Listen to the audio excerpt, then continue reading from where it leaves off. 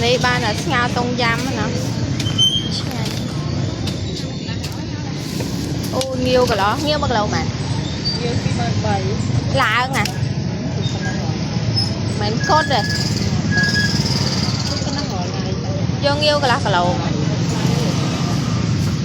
Cái này là rua nè, lâu rồi. Nó rua mỏng.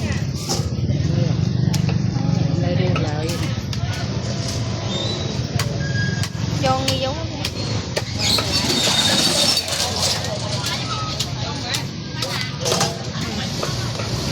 Lâu trên đây là ngọc mài. Có một con này. Rất là nóng.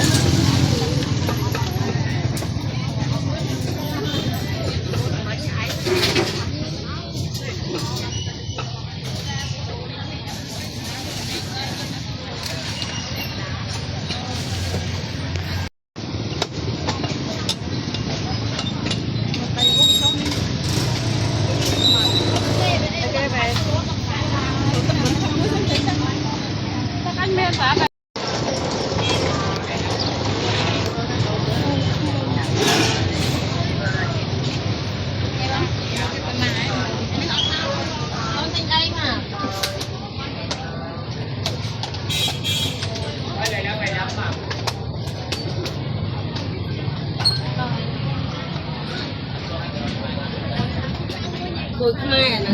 Anh lắc luôn mày. Một hộp hèm rồi, vô cái lỗ mờ. Vô đó. Ở đúng một lỗ cái sầm. Nhưng mà chấp mùi. Dạ. Mấy gái, nghe đặt chan tệ ơi anh em tinh mà.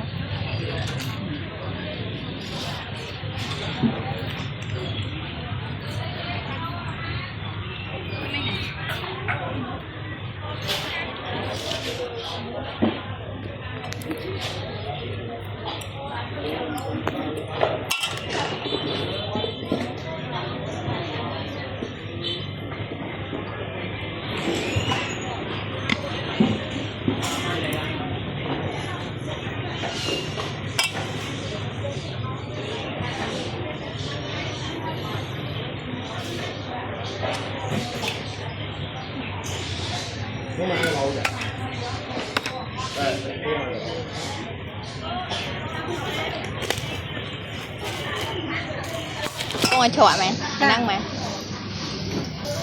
Hot đấy. Ăn khơi mốc ấy.